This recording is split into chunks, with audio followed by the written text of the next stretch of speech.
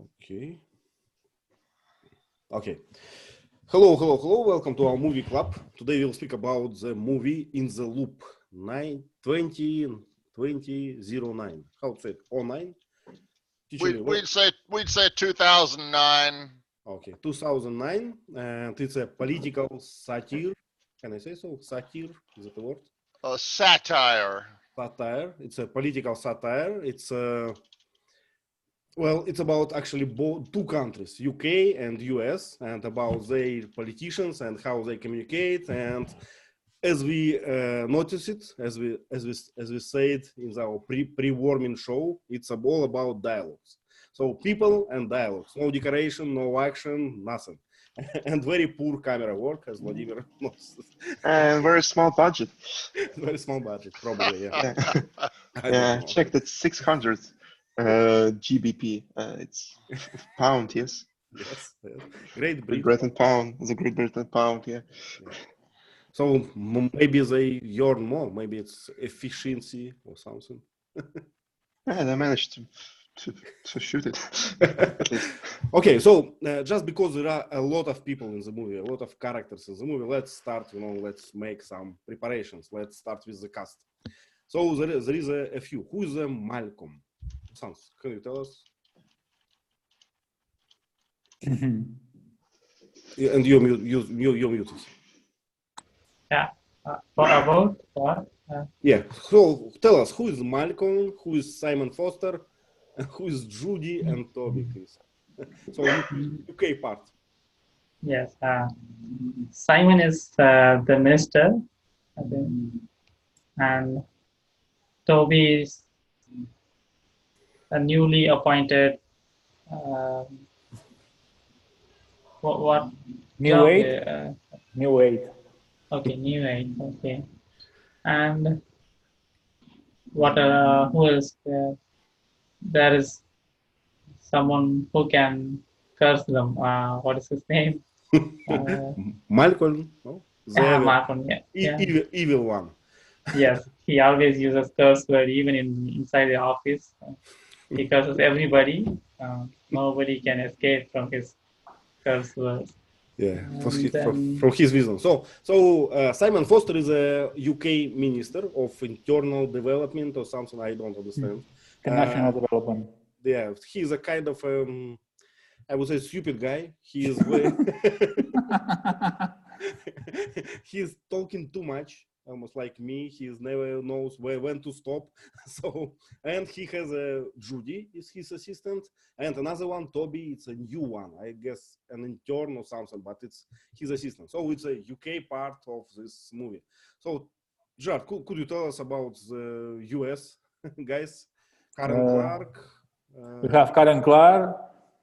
Is a woman that is the U.S. Assistant Secretary of State for Diplomacy, and her assistant is Lisa Well, the one that makes a dossier, post-war planning, parameters, implications, and possibilities. It's nice name. That's very important. This plan during the movie, and also we have the general, performed by James Gandolfini.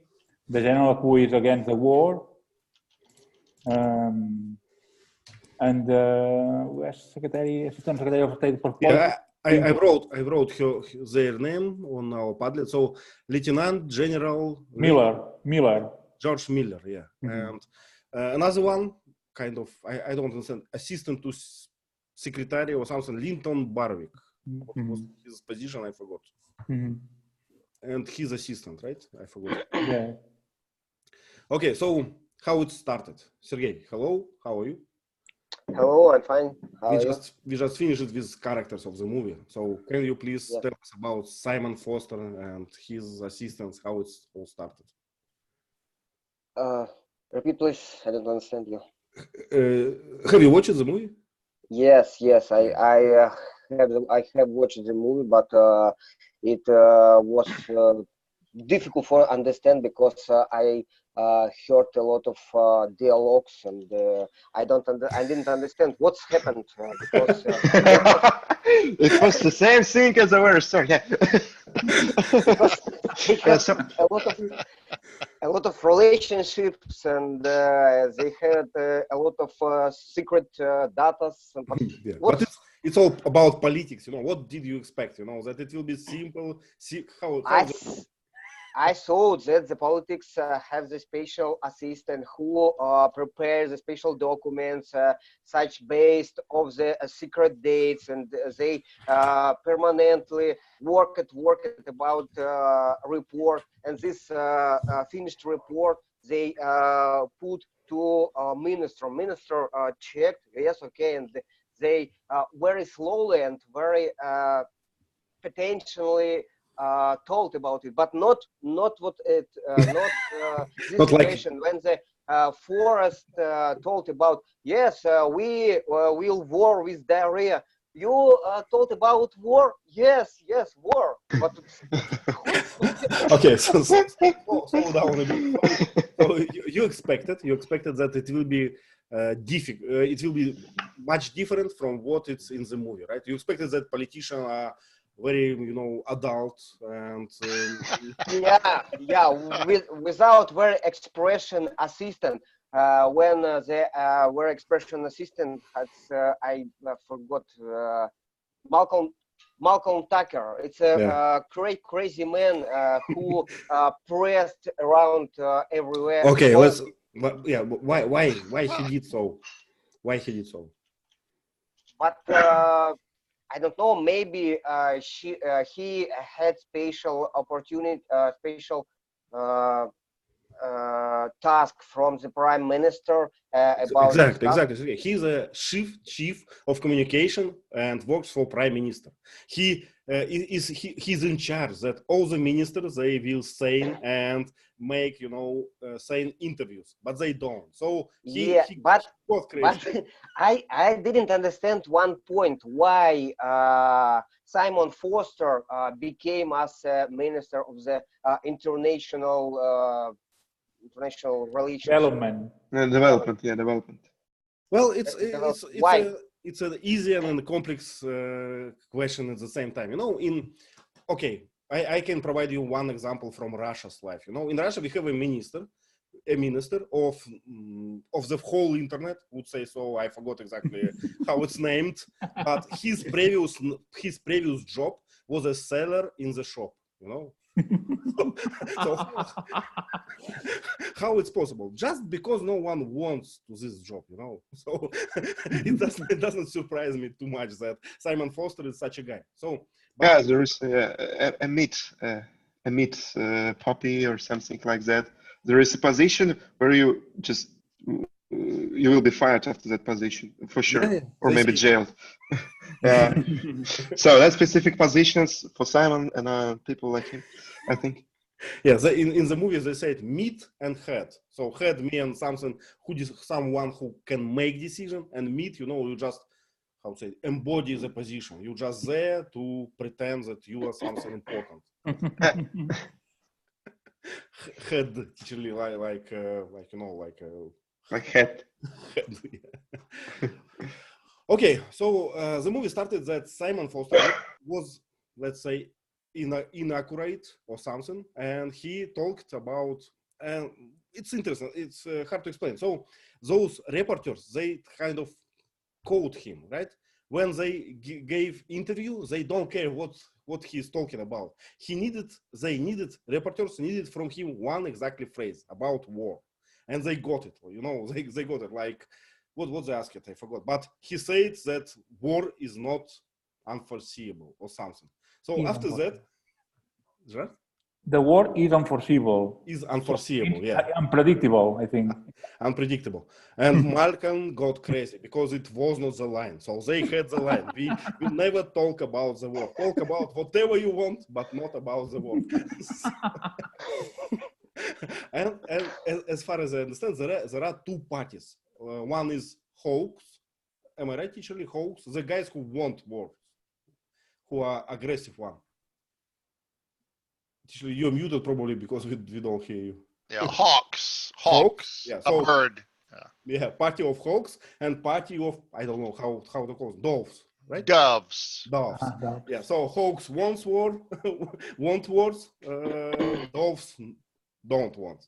want peace. Yeah. Yeah, and both of them like Simon Foster. Why? Vladimir, what do you think? Regarding Simon Foster, so Yeah. So there is a because he has started talking about the war, and he is a great meat to like to like they can manage Simon to get their own needs. That's exactly. it. They can manipulate him. They can make him to state anything. And he's a minister, and they immediately can say, the UK minister just told us that there will be a war or something. Okay, so they manipulate Simon Foster, and who is the party of hoax? Who wants war? George, do you remember? I don't remember the name of the one who wants war. Okay, let me see in my cast. Okay. Hoax. So it's Linton Barwick, right? Ah, okay. Barwick. Okay. Barwick. Someone from Washington with their assistants, and they made a secret community. Committee. How to say it? Community? Committee? Committee. Committee. Okay. Committee. But could you tell us about this committee and how they hide it and how we found it? See, they changed the name to something about the future, and that's it. What's the name? The Future Planning Committee. Yeah, Future Planning Committee. So the British go to Washington to prevent this war, and they find an ally, the General George Miller. But before that, I think Simon Blunder again said that the government has to be prepared to climb the mountain of conflict. Yeah. Climb the Tucker was mad and think, what did you say? Better shut your mouth. Shut up. But it was out of the context, right? He said to make peace, sometimes you need to climb the mountain of conflict. He wants to fix up, what he said before, but it's always worse. He's not able to fix up what he said. It's a disaster, this guy. Yeah. I like his character. I like how he's communicating. I'm staying on this position. It's forever, but it does not mean that I will not change that tomorrow. It's not immutable and not mutable. There's a superposition. Yeah, he knows physics very well. My position is solid and flexible at the same time. Yeah. So it's funny. I make a stand. So there are like two parties in Washington, and they hide this future planning committee one from other. One managed by Linton Barwick, and another like counterparty to him is Karen Clark, right? With her assistant, who actually just a young girl who wrote a document, nice document. Sure, you told us about this name. Liza, yes, the post-war planning parameters, implications, and possibilities.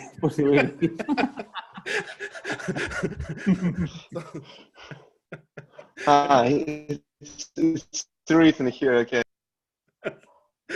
Yeah, and it was a nice document, with pros and cons. What will happen if you start a war in the Middle East, right? And Liza seems to me not happy about this document, because at the meetings she said, no, it's not only me, it's many people, and it's actually not mine point of view. But I think that the element of satire about this, it's that no one takes responsibility for anything. It's all just stupid games. People just playing with each other, but there are like certain decisions made by these games.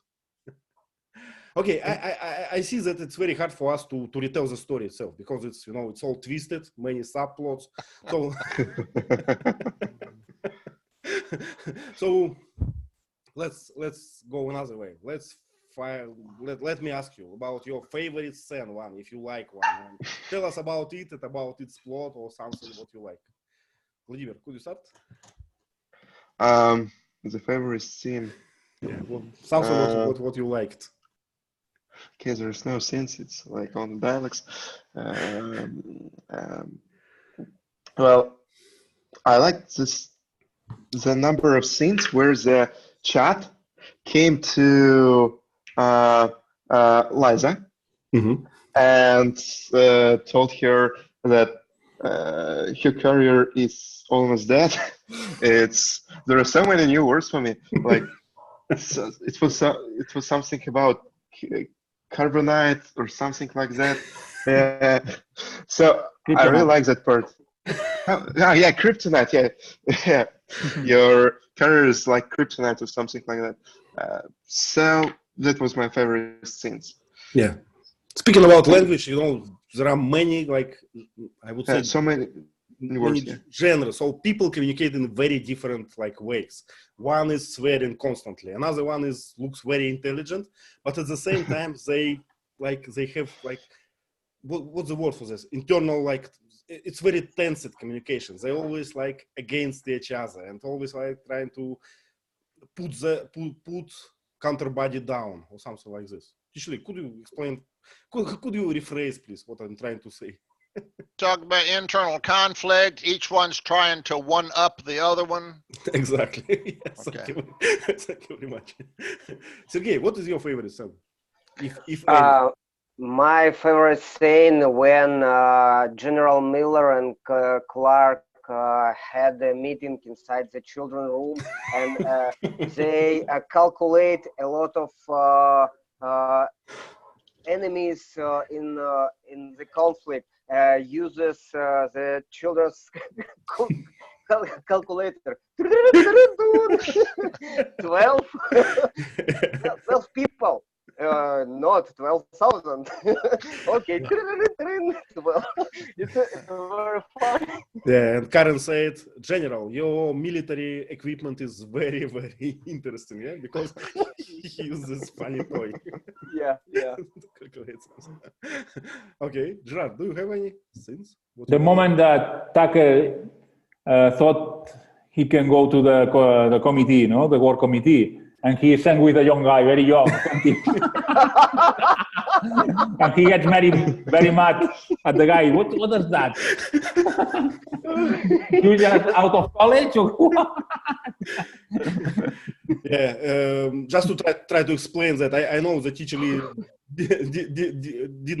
have not watched this moment. So, in the movie in Washington, all the people are very young, like 20 years old. So, and UK guys, they are very, very upset about this. They go crazy very easily. Vasans, what did you like in the movie? Yes, I like the fax machine scene when he was saying that the document was leaked by this fax machine, and he how to say that he just thrown out or something like that. Yeah, he dropped the fax machine from the table and asked him do you see what's happening to this fax machine? Yeah, this is your career. I would say it was an act of intimidation. It's what will happen with you. You will be like this fax machine. Yeah. But speaking about this leak of documents, why they leaked the document? Do you understand? No, I don't even understand who leaked that document. I still don't get that, because what is the game? Okay, so the game was, it was exactly this document, post-war planning. Exactly, it's one document in the movie, but it was so ridiculous that the party of those who are for the peace, they wanted to leak it, and if people read it, it will be just ridiculous. The reasons why we go to this war because of this document, it will be just ridiculous. So it was a play, so to leak this document. But they rewrote it after, right? After leakage. Okay. So speaking about my favorite scene, I like the one when it was about romantic story, when the girl took the phone and found that in Washington the guy have sex with another lady, and the way how he was looking for explanation, it was very ridiculous. He said, in some senses, it was a part of it was part. I tried to prevent the war. You know, that's why I made this. I found this really ridiculous. Okay, we have a few questions on our Padlet. So okay, maybe we better try to summarize in few words the movie, how it's ended, what we learned, and then we can answer questions. What do you think? Gerard, would you try to summarize the movie if you were able to, you know, rephrase, to retell us the story in a few sentences? In a few sentences, the story is about two countries, UK and the US, who wants to start a war in the Middle East. There are two parties that disagree with each other. None of them want to be accountable of anything. Mm-hmm. And at the end, you know, this guy Simon is the scapegoat. He got to resign, right? And yeah. He and Karen as well. And Karen as well. Yeah. Guys, anything to add? What do you think is important to this, you know, plot? Well, I would add that it's a, you know, first of all, it's a satire, and it's show us that politicians, they're not something special. They're just people. Maybe not even the best one, maybe the worst one. And they doing their deals not for something good, just to follow they feeling of the moment, what they want just now, something like this. So, yes, Vasant, please. Yes, the crew just wanted to let us know what's happening behind the scene, because we all know only we know the facts by reading newspapers and video clips from the highlighted moments from the during that process. They speak on the stage and they speak at the UN meeting or something. So we have very few data about the process, entire process, but we don't never know the real tense behind the war clouds scene. So I think this is the good way and also a funny way to let the audience know what will happen in the background. And Tishli just wrote a brilliant thing in the chat, I guess. Things you never want to see made. Sausages and loaves. You never want to watch how they make them. You know, if you watch how they make them, you get sick. Exactly. That's why I don't eat sausages.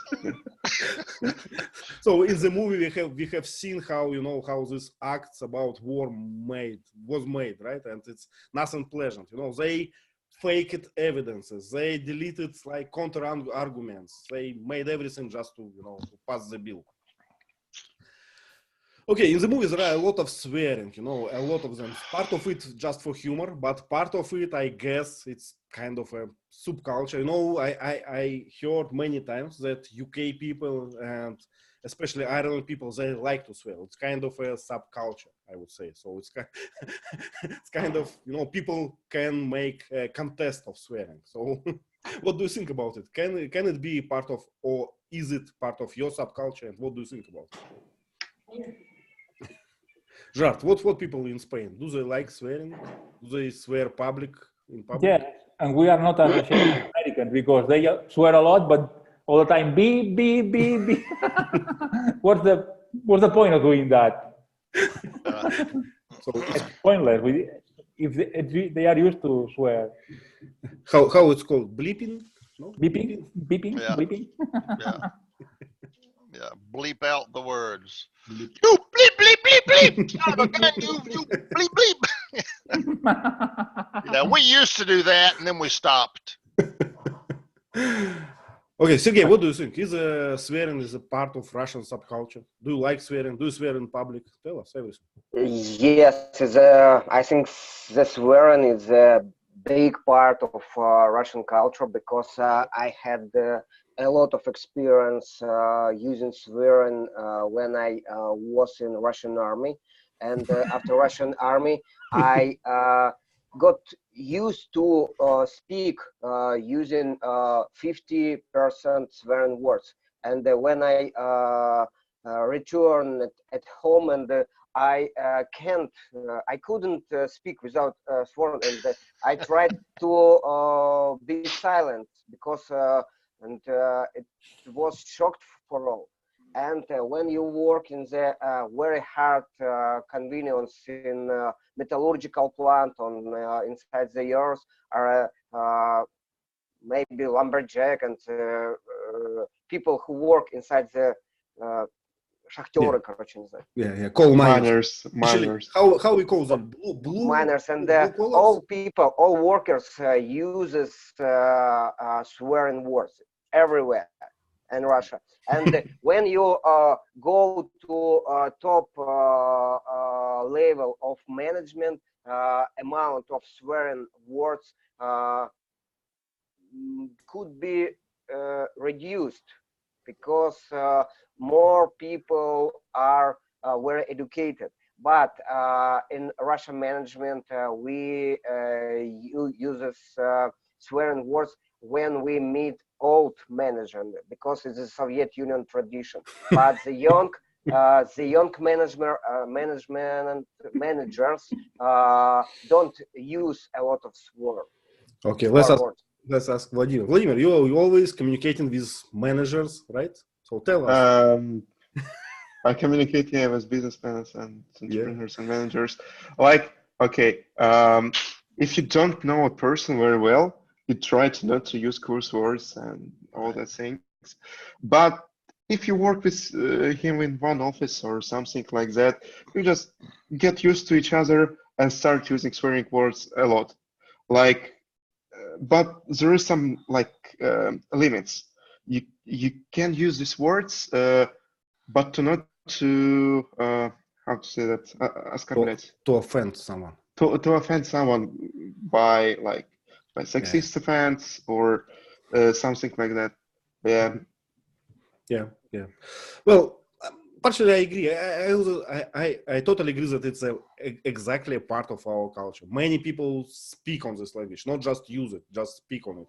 And but what I like and what I don't like, I like that 10 years ago, maybe 20, maybe I don't know, 15, but long time ago, you would not swear in a company where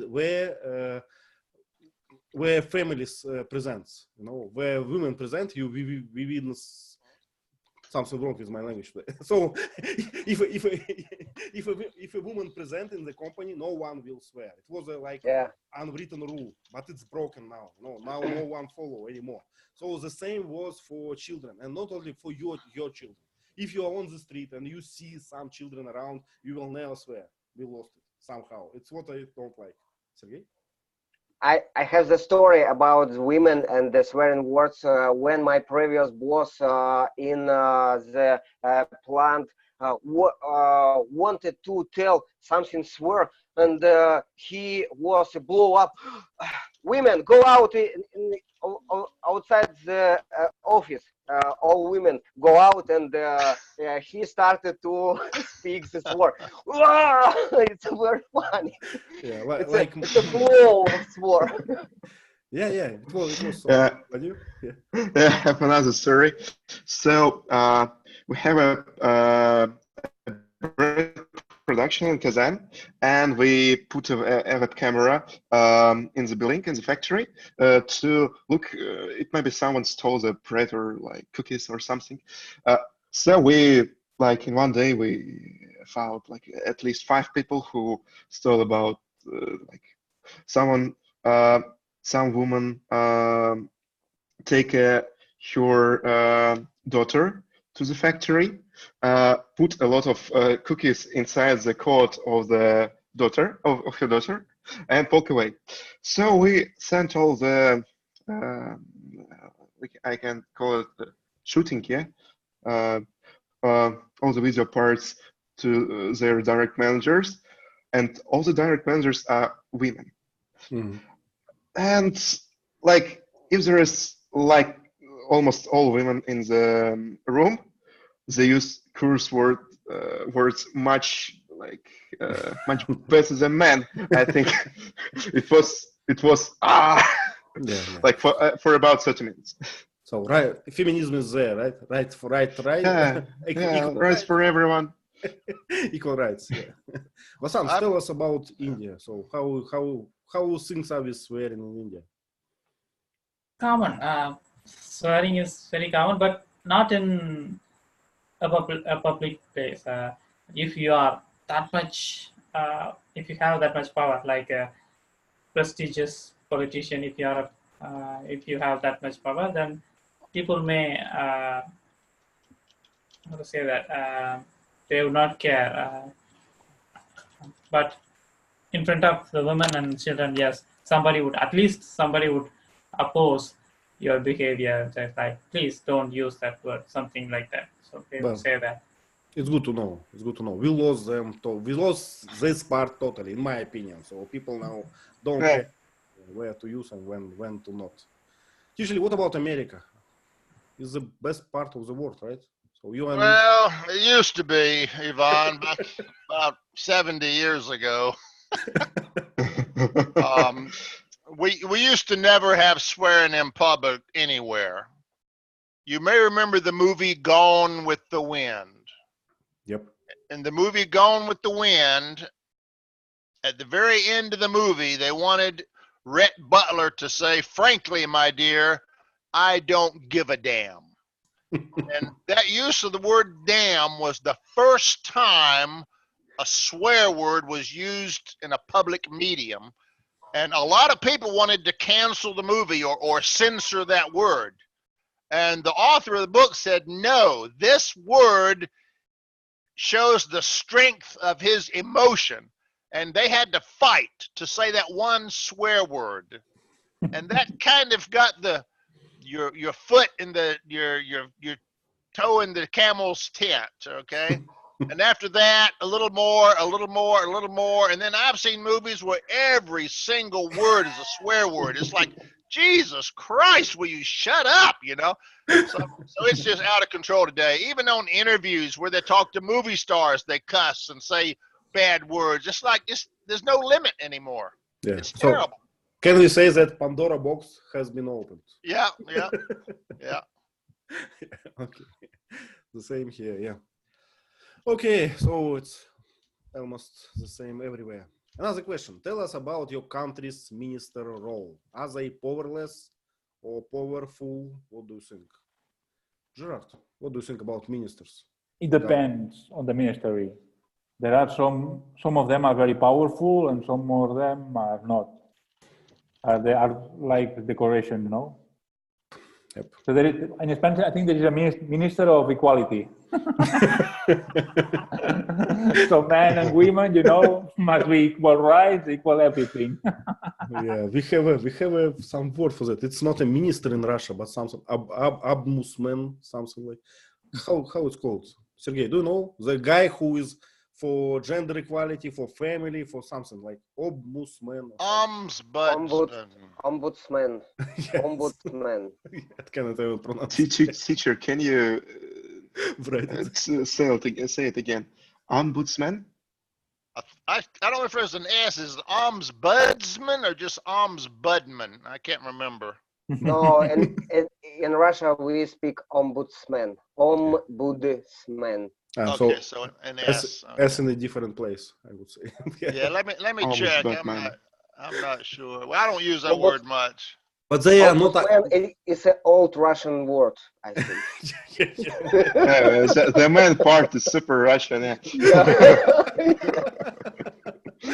But they actually not a minister. They like assistants of something. That's just a public figures to tell us, you know, how to live. But not. They don't have power, in my opinion. What do you think, Sergey? Do they have any power? This ombudsmans. I think the ombudsman it's only face for people who had a power, because ombudsman doesn't solve the problem. Ombudsman only speak in TV or news. Exactly. So, Exactly. I would say that he is or she is not in the chain of command. She has no one to command, you know. She can just speak something on TV. You know, that is bad and that is good. That's all. You know, maybe she or he can call Putin also. That's all I say. So, Vladimir, what do you think about ministers? Are they powerful in Russia or powerless? I know there's some of them powerful, some of them like meat dogs. Yeah, and regarding the ombudsmans, they're like a Google Translate for regular people to speak with the government on the government language, I think.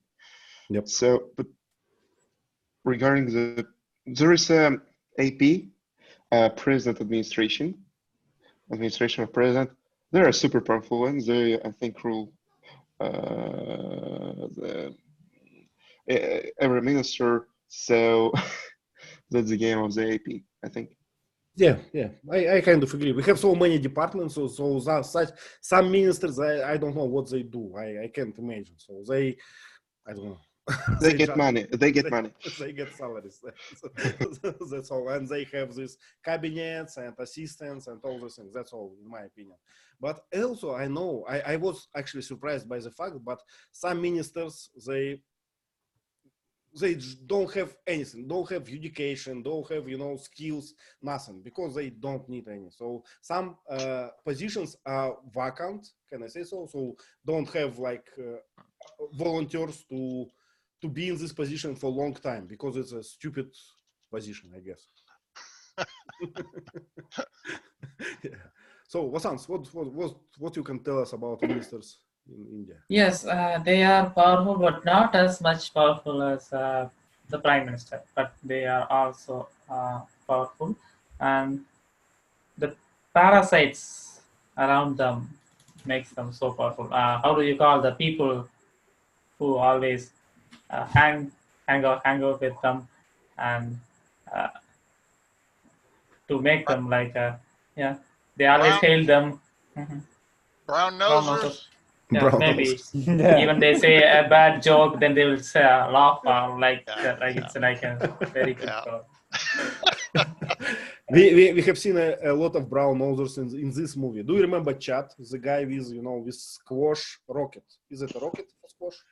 Yeah. So they asked why he's going with rocket, because he has a hope that one day, you know, top guys will play with him, if no one else is around. So, brown nosers. Do you have ministers in America, Teacher Lee, in US? We don't use that term. The president has a cabinet, and we call them secretaries. So we've got a secretary of defense, a secretary of housing and urban development, secretary of war. In time of war, we have a secretary of war. So we never hear about them. So whatever they do, we don't. The only Hillary Clinton was one of the cabinet members. She was one of the secretaries of defense. Okay. So we only heard about her because she was always doing stupid stuff. But we don't normally hear about them. I think it depends on how strong your leader is. Like Trump overrides anybody anytime he wants to. You 11 intelligence agencies, you're all stupid. I'm going to do this anyway. So some of it depends on how strong the leader is. If he's weak, they can make more decisions. Yeah, I see. I think in our government, president is more about strategy, and ministers, it's a tactical guys who made all these things done. So right. You just say it, we need this and that. Okay, how it will be done? Who cares? Yeah. Okay, speaking of senators, secretary, and ministers, how often a resignation would happen in your country's politics? So, what do you think, Gerard? Is a resignation a normal process in your space? When they do something wrong, the opposition, the opposite party, say you must to resignate, but they don't usually resignate. It must be a very extreme case, That's not normal. In Spain, resignation is not normal. But in some European countries from the north, they resignate for meaningless things. For instance, I remember one that a woman used a public credit card, a small quantity for something personal, something very small. But in Spain, they would laugh about that. Well, in Russia, we like to talk about these stories from Scandinavian countries, you know, on our TV, that this and that, they resigned because of something weird, you know, something small. Yeah, I don't know, they used a public bike without paying for them. Okay, so Minister of Defense resigned. So it's unimaginable for Russia. In Russia, I don't know, guys, do you remember any cases of resignation? Yeah, sure. They just get jailed. That's it. Like there are so many generals, minister of the development of the economy. There is no resignation process. There is a process when you get a case opened versus you, and you get into jail, and you stay there for. Yeah. But I mostly mean about resignation, you know, because you are ashamed of something. You Voluntary, yeah. Well, yeah. Voluntary. No, it's not the case, I think. not for us, yeah. So I guess Sergey, maybe you remember. Actually, we had one. Yeah, I remember one point when the first president of Russia told before New Year, I am tired, I went. Actually, you would like this story. You know, every New Year, president make a small record for the whole country. Like, we did this and that. Well, we are going to do this and that. And President Yeltsin, he came to this New Year, what's the word for this, like recording, and said, you know, guys, I'm too tired, I'm go away, and you go without me. Happy New Year. Happy New Year. It was surprising. It was surprising. Big surprise, yeah. But I don't remember any cases. Well, maybe it's possible. You know, I remember some in 90s. There were some ministers who will not agree with the politics of president, and they resigned. But it was a few. Teacher Lee, please. In America, politicians are usually very arrogant. Even though everyone hates them, they refuse to resign. You know, it's like, you know, you can have my job when you pry it from my cold, dead hands, you know. Our first voluntary resignation was President Nixon. And he only resigned because he was about to be prosecuted in court as a criminal. So he resigned to escape a worse consequence.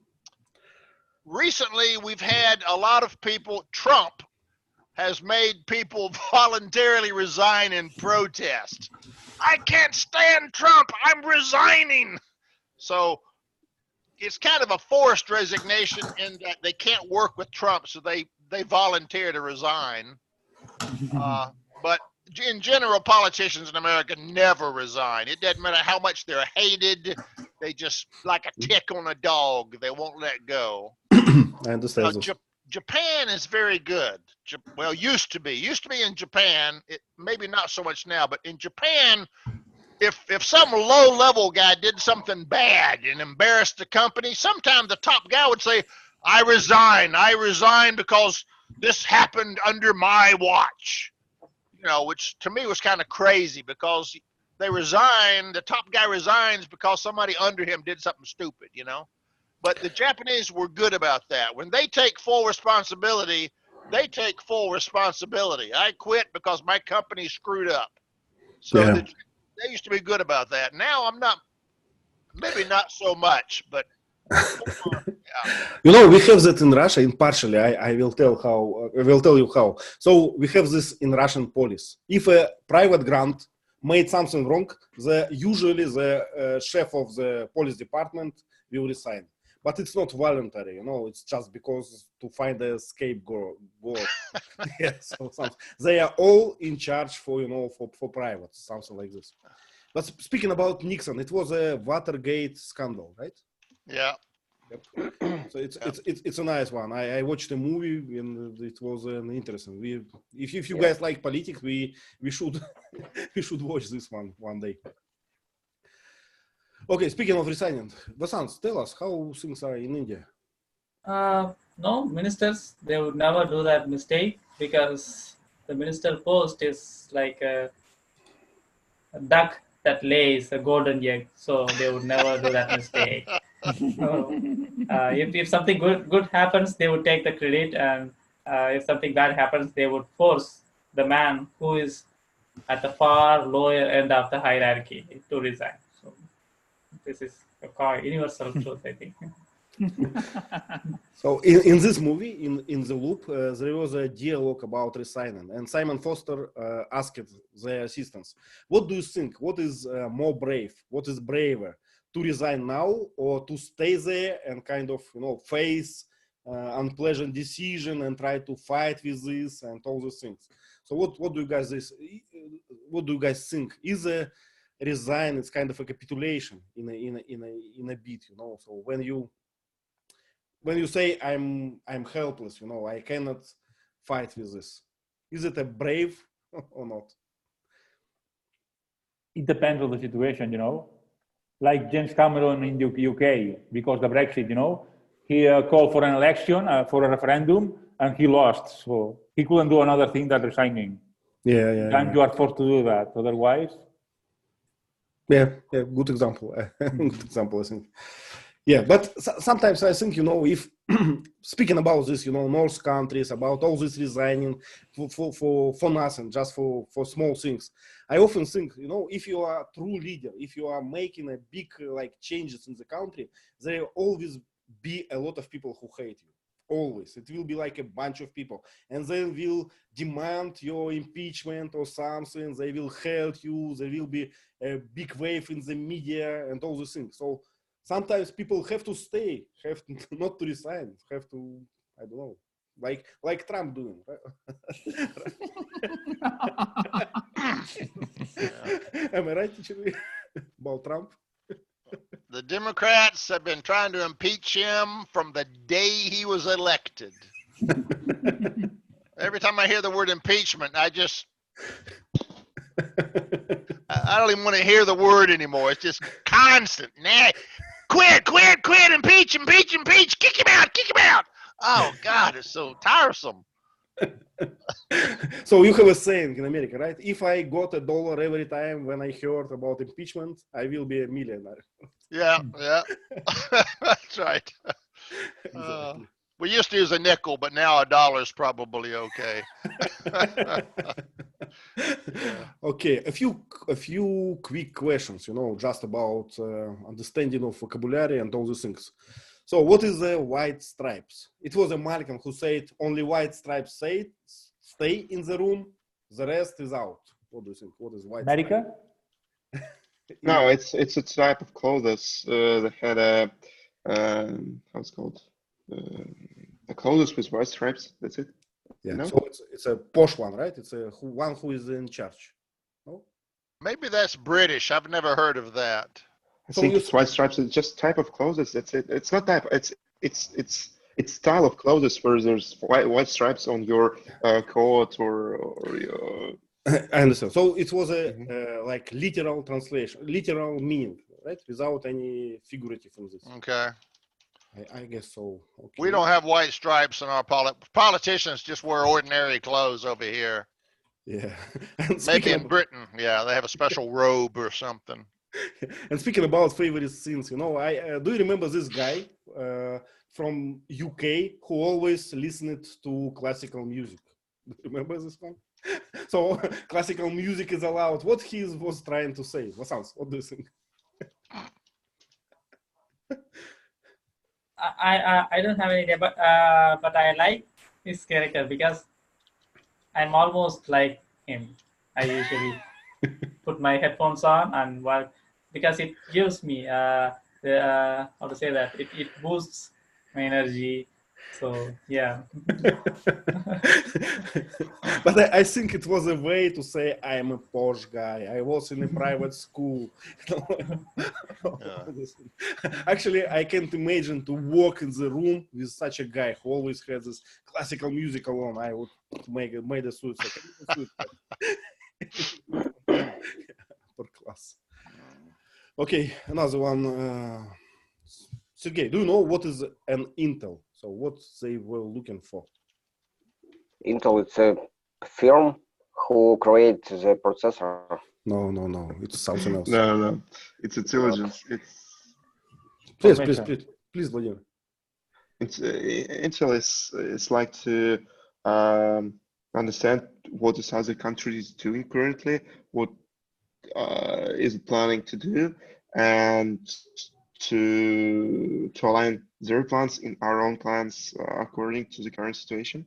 Yeah. So it's intelligence. Yeah. Yeah. So it's about spy games, right? Teacherly, Yeah, spying. Yeah. Yeah, in the movie it was funny because the US guys, they don't want they don't want to lie too much. They asked UK guy to make a fake intel, fake evidence, I guess. Please, Gerard. There is a parallelism between this the plot of this movie with the Iraq War, Yep. Because the Iraq War, you remember at the end, it was based in a fake reason, It was a lie. Yep. That Iraq had, massive destruction weapons. Yep. Everything was lie. What's here in the movie, there is a guy that called Iceman to provide some intel to do the war, no? That's the reason to do to start this war. Yeah, and you're especially right. So, this movie, it's about Iraq's war, but from different sides. So this guy, the director of the movie, he told about this, that I got it like impression of this. Yeah. Okay, tell us about your country's news media. Do you provoke celebrities and politicians to talk controversy? Controversy, I don't know how to read controversy. So, is it understandable question? So, reporters, they trying to catch you. They don't care what you are saying. They need something special from you. Is it true for your country? We don't provoke, they volunteer. Why teachers? They think their opinion's important. Trump's an idiot. We ought to vote Trump out of office. Madonna, we've had a bunch of celebrities. And people tell them, shut up and act. We don't want to hear your politics. But I think it's like international laws. And reporters, they like everything hot. So they on every press conference, they try to provoke politicians with many types of, of approaches, many types of approaches. Sergey, do you agree with me? What do you think? It's a difficult questions for me because it's a very, very long discussion about the modern news system, the modern fake news, the modern fake agency. Yeah, I understand. So I like we can go very, very far from our movie. from this movie? Yeah. You mean it's much worse than our movie, right? Or much better? I think. I don't know. I think that's better. I wanted to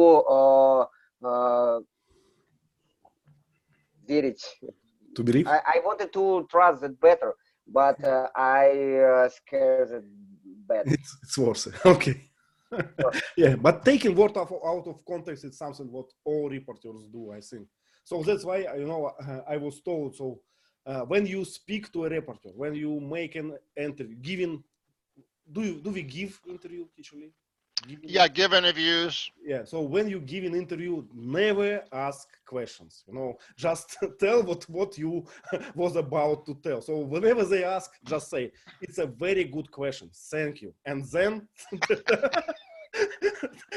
tell them what you wanted to tell before. Or I can neither confirm nor deny.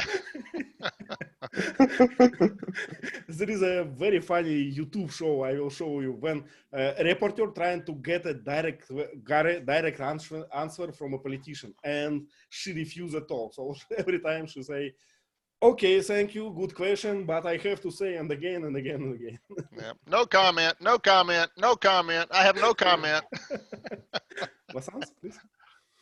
Yes, there was an incident in my country a few years ago. A reporter asked a female minister, and he wanted a straight answer, yes or no. He insisted that again and again.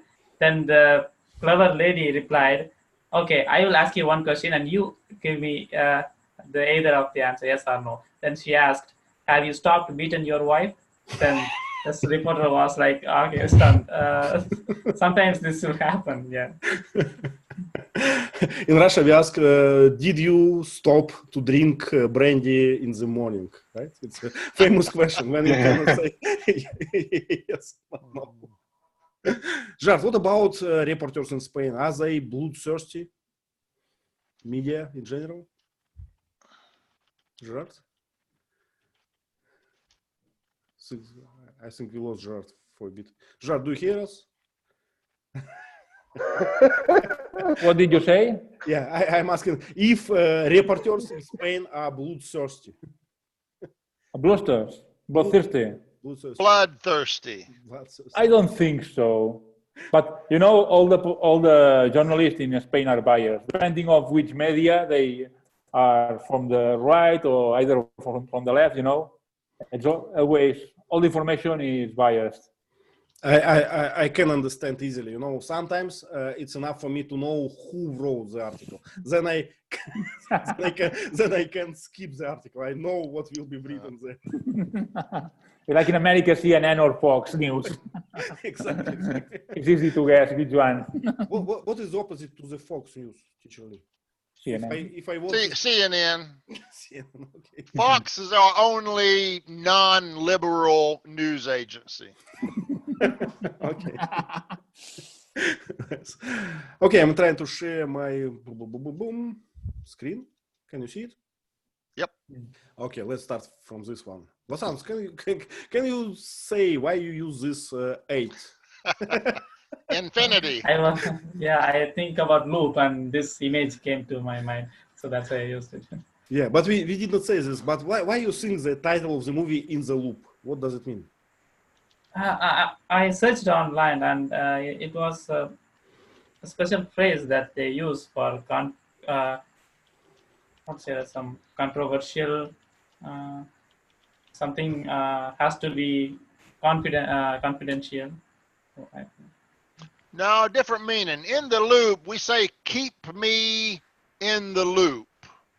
That means when new information comes around, make sure that I get that new information. So if you're in the loop, you keep informed, you're kept up to date. If you're out of the loop, you might miss critical information.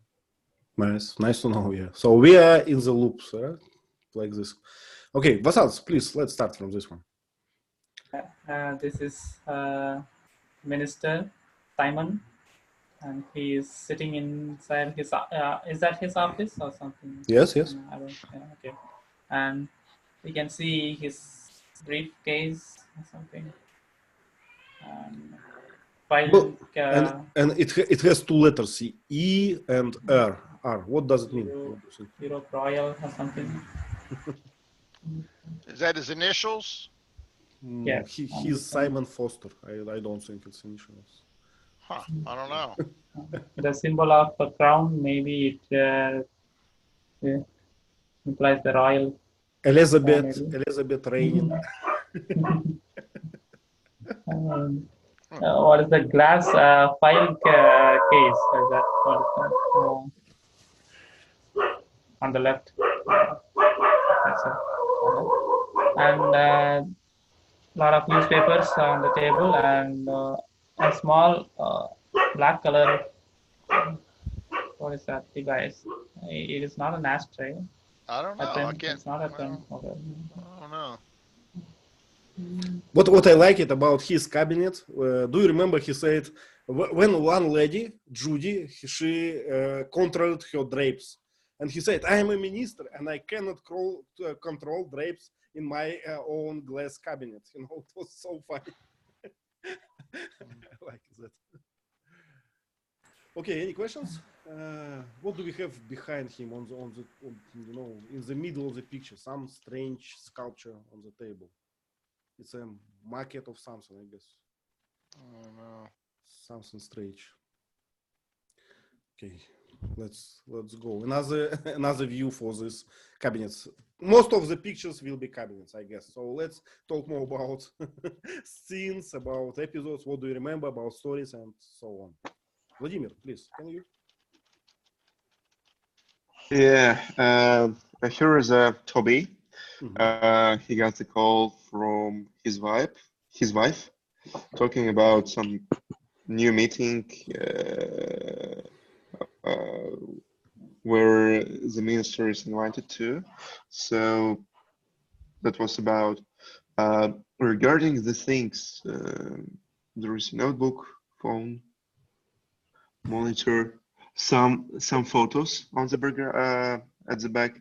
I think it's a workplace for some woman, and she has photos of some good places. There are so many papers, newspapers. I don't know why. A locker.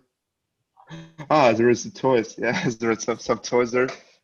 So the people try to make their work place like cozy. Yeah, cozy, right? Comfy.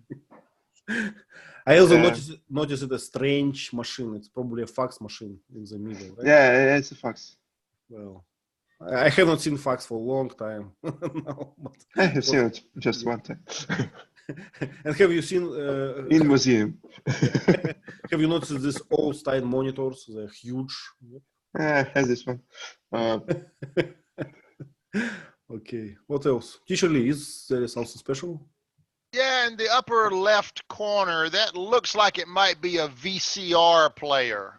Exactly. Yeah. You pop in the tape. I've never seen one small like that, but yeah. But I guess there is a reasons for these newspapers and this VCR player, because those people, there's like in charge of media communication, in charge of press. So they read all these newspapers and they watch, I think, TV programs. Yeah, I'll send you a tape. Yeah, I'll send you a VCR tape. Okay, guys, after the class, I will send you a VCR tape with this class. if I could manage to find one. You know my address, yeah? Yeah. Okay. No questions. Oh, let's go. Sergey, please, it's for you.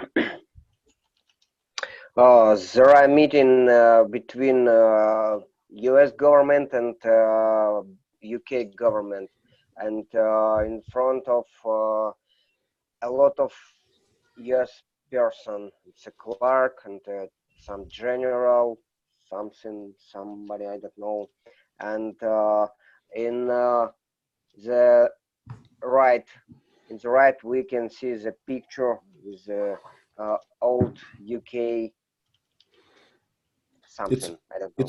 It's a composer. It's Mozart. Yeah, in the left, maybe in the left we can see the person with the cup of coffee. It was strange.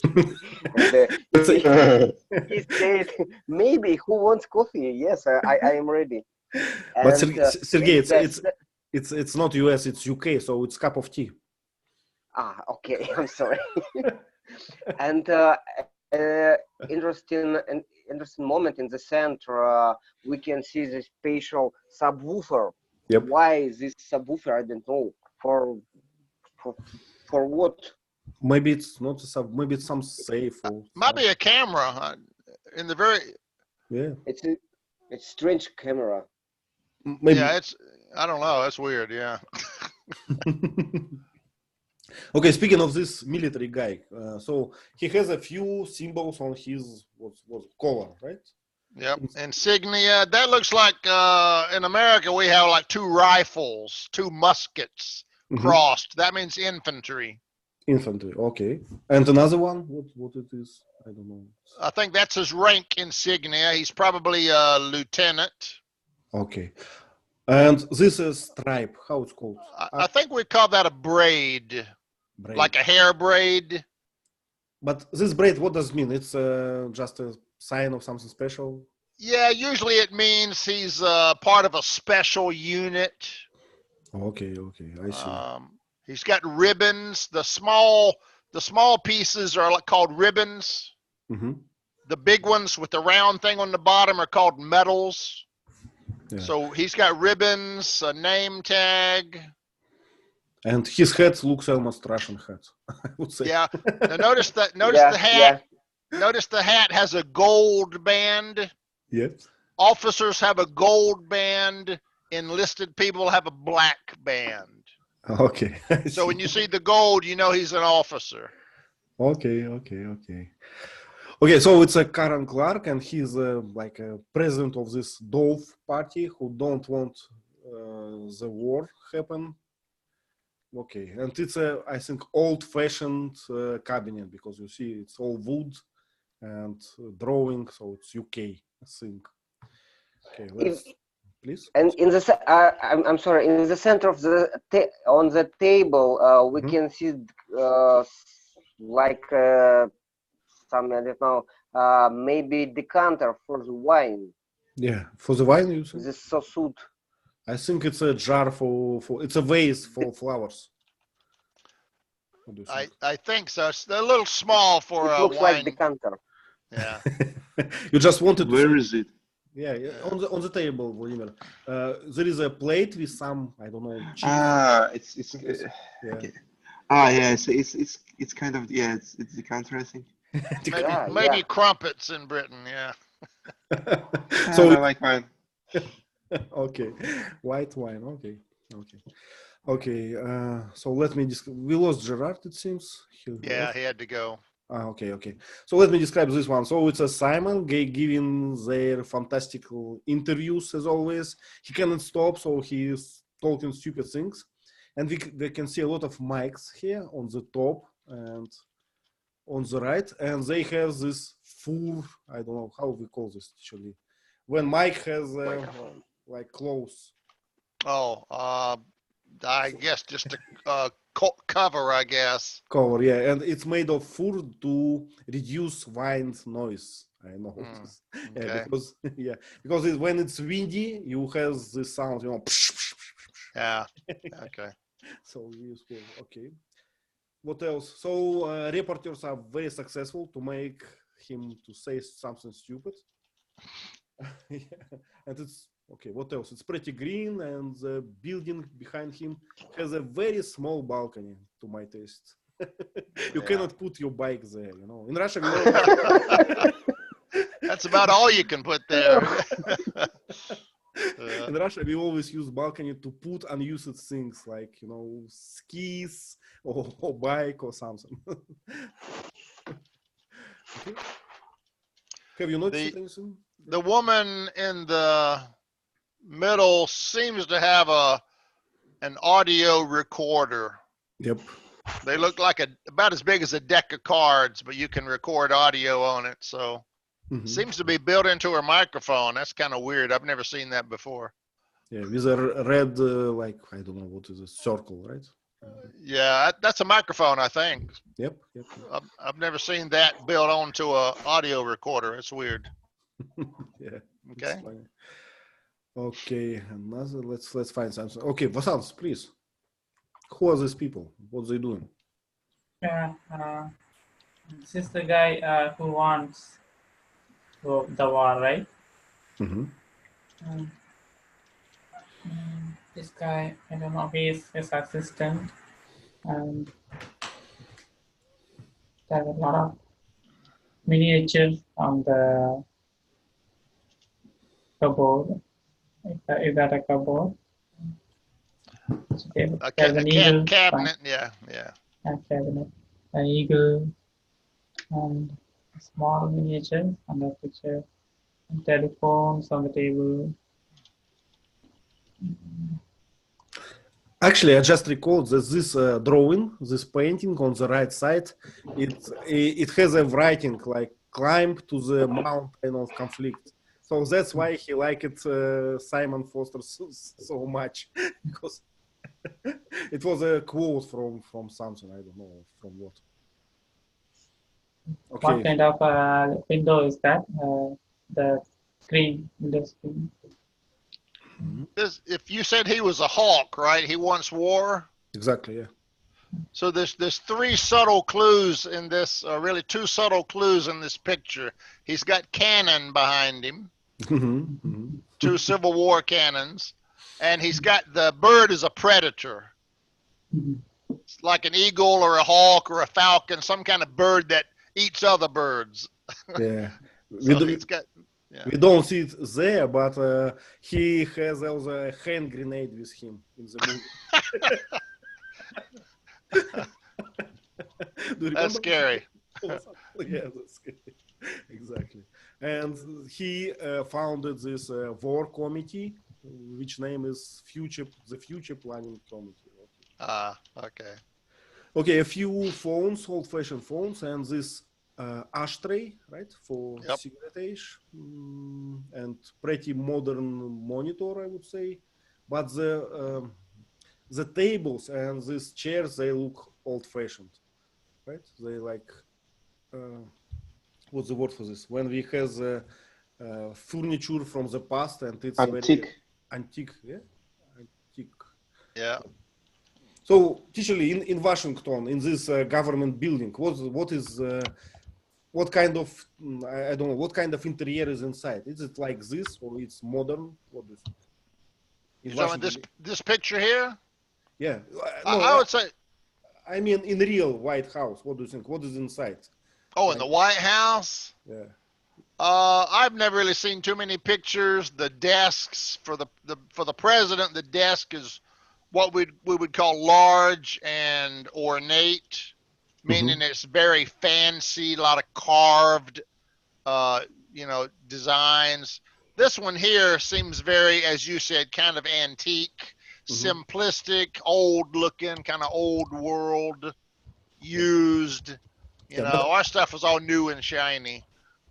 Yeah, as I know, in Russia we like stick to traditions. So in Kremlin we have old furniture, so made of wood and pretty old one. So I just wonder if in White House you have shiny modern things. We probably have some old stuff too, like Queen Anne, Queen Elizabeth furniture or something like that. But it's always kind of polished and very shiny. We don't let it look old. We make it look new, even though it's old-fashioned. Yeah. I see. Guys, any questions about the picture? Oh, let's move forward. Okay. Who's doing? Vladimir, please. What is on the picture? It's an airport in the UK. There is a minister and his eight. Assistant? Assistant. And they're walking to the gate, I think, or something like that. So on the left side, there is some sort of food court where you can eat something and some restaurants there. On the right side, give me a moment. Yes, there is information desk, I think, ATMs, and information wall with the phone, and the windows are pretty cool, I think. Yeah, the windows. How we call this architectural style? I don't know. It's pretty modern. I don't know. Yeah. I would call it arched. Yeah, arched ceiling. Arched ceiling, yeah, and glass wall. Can you say so? Yeah, glass wall, or usually we'll say it lets in a lot of natural lighting. Yeah, very bright, yeah. And a lot of gold. Without knowing the context, I would think that it's China. Yes. Okay, let's go. Sergey, your favorite scene, I guess. Yeah, there is a children room with toys home, toys building for small. I'm sorry to interrupt you, but usually, is it? Can we call this a tree house or not? Or tree house only outside? What's that on the left? Yeah, on the left. No, we call that a doll house. Doll house. A tree house is outside in a tree. This is just a big doll house. Okay, big doll house. Okay. Sergey? Yeah, and the funny dogs or folks I don't understand. The black body and brown hand. Yeah. What is it? I don't understand. Maybe it is fox. Maybe Because it's dog. because of the years, I think it's a dog, but it could be. Maybe he's wearing a tuxedo. I'm not sure. Yeah. On the floor we can see toys with yellow stripes and purple stripes. It's funny, and I want this toys for my children because it's funny. And in the left we can see children's computer. It's a funny moment, and it's my favorite. Yeah, it's a calculator, I guess. Yeah? Calculator, yeah. Or computer, maybe. In the center of the room we see the bed. Mm-hmm. Bed with a lot of pillows, the brown cover, and I think that the Karen Clark has a daughter. Yep, Because, but it's not their house, you know. It's just how we call this meetups. I don't know. It's a well, hard to explain. It's just an event, you know, a social event when people like having dinner together for high society. Oh, okay, social event. Yeah, so they went there and they met, and Clark asked General to give her insights about, you know, invasion. And he started to calculate. We have so much troop in Europe, and so much can be located there, and that. And so it was a funny conversation, by the way. So she asked him, "What will you say if someone will find us there?" And he said, "Well, I cannot think about any excuses, you know. So what we do there?" And another thing, after all the calculation, he said, the total number is 12,000. And she asked him, 12,000 of soldiers? And he said, it's how much will be killed. So we need a little bit more. So, because if you have no soldiers at the end of the war, it looks like you lost it. It was a funny conversation. I like it. Okay, anything else? How we call these drapes, you know, white drapes over the bed. Can you see? Well, I don't see posts, so it's not a canopy. I don't know what that is. I guess just a drape, yeah. Drape, yeah. In Russia, sometimes we use it against mosquitoes, you know, for children's beds. So it's mosquito net, yeah. Mosquito net, yeah, something like this. Okay, if no questions, let's go. Actually, it's my favorite. Yeah. So let me describe what happened. You know, those guys from UK, minister and his assistants, they arrived to airport in US, but they were clueless about transportation. They don't know what to do, didn't know what to do, whom to call, and so on. And when U.S. government send a limousine, can we say so? Actually, this car limousine. Yeah, limousine. Yep. Send a big limousine, and you know, this biker, this policeman, they were really excited. They were like, you know, on the top of their career. Probably they never like felt that before in UK. It's interesting, but I read that in you know, in Europe, in old Europe especially, you know, they don't spend money for politicians, so they don't have good cars and all these things. But we in Russia, we do. And they see that in America as well. Okay, so on the right side, I can see double-decked bus. It's like for tourists, right? To observe. It may be normal in Britain. I'm not sure. Hong Kong and Britain have double-decker buses. I think that's their standard design. Yeah, but on the picture we can see it's Washington, so it's probably for tourists, I guess. Okay. Yeah. And I like them. And guys, I recommend whenever you travel, just take this bus, because they they knew the best places you have to visit. But don't do this. Don't make this mistake. Don't, this bus is called hop on, hop off. So don't do this. Don't hop off. Don't hop on. Just take a tour.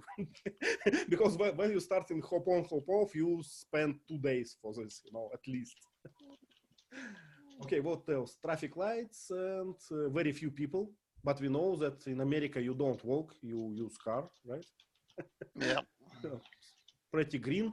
And I was surprised that Washington actually kind of a town with low building, low story buildings. Uh-huh. It's interesting. I like this architecture.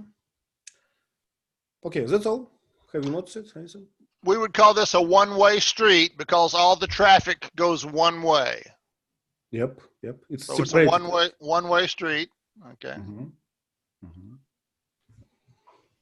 And this bike is very looks good. This bike, and he has on the left side, I guess it's a siren or something. I guess, yeah. To make sound. Looks good. Anyway. Yeah. Okay, Vasant, it's to you. It's another.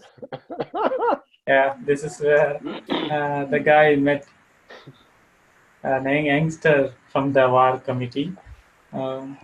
He didn't expect him to be that much young, and he asked him, and he ferociously walked away from that meeting. And also, while he was getting away, this guy, the servant, approached, and he also mocked him by saying, "Here is the prime minister," or something like that. We can see what is the name of that fire hole?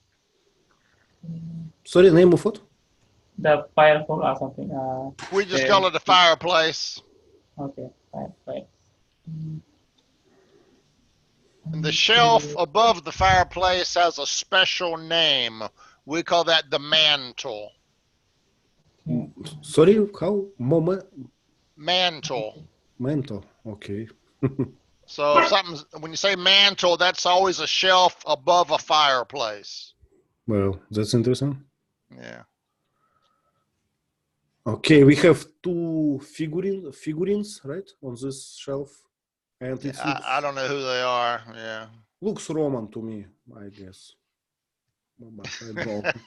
Yeah, and if you look on this drape, we can see, strange, like, I don't know, rope, and there on the left, looks strange, and what a circle table, flag of America, strange chair on the left, and flag of America again. So you guys like flags, right? And this guy, he was so funny. He was young, the guy who's sitting, but he was confident and he was joking as well. He said, "If you are not comfortable about my age, I will have 23 in 9 days. So we can just wait, please." That's funny. Okay, anything else? Nope. Okay, let's go. Okay, I remember. Okay, this one. A lot of things. Vladimir, please. Okay. Here is Judy, yeah. She's talking to the... Malcolm? Yeah, to Malcolm regarding the place where the meeting taking place. Okay, so there is a river. It's Thames. Thames, I guess. It's London, so it's Thames. Yep. Yeah, we pronounce it Thames, even though it looks like Thames, but we pronounce it Thames. Thames, okay. Thames. Okay. There is a castle on the right. Tower. That's Big Ben. Bong, bong, bong, bong, bong, bong, bong, bong. It doesn't look so. Okay. So, there are some buildings, houses, I think, where people live or work some house, some office buildings. Mhm. It's how it's called, some ships. Ships, yep. The And a small dock, I guess. Is it a dock? Yeah, dock or piers, whatever you want to call them. Yeah, dock. Yeah. Mhm. it's a dock. On the left, we see. I don't know, forgot. Ferry wheel. Usually, how we call this big circle? You know, you cannot. sightseeing wheel. A Ferris wheel? I don't see a Ferris wheel. Is it on the left? No. Oh, that's I think, is that a Ferris wheel or a crane? Maybe. No, you're right. Maybe that is a Ferris wheel. That's weird. Okay. It looks like, yeah, maybe it's a Ferris wheel. I expected a crane on the edge of the river. Yeah, but Okay. it looks like. That's- Okay, and it was a nice conversation, I guess. I remember this from the movie. So Judy was kind of a woman who like control everything, right? Who like in charge of everything. And they actually called her from America to ask where is the meeting of war committee.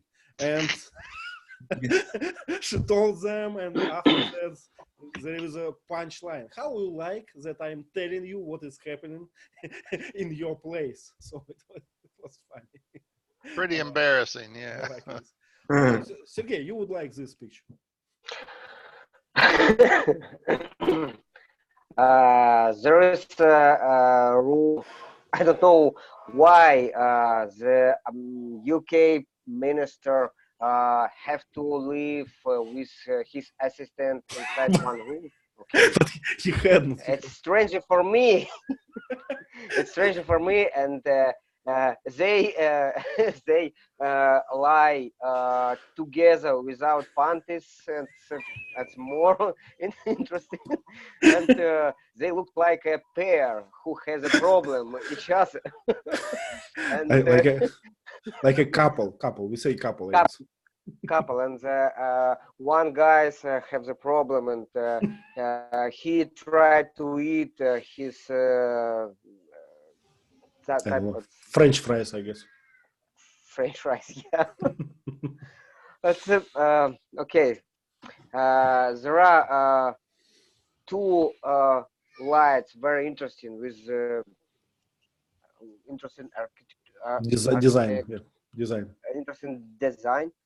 And I don't understand the socket for electricity.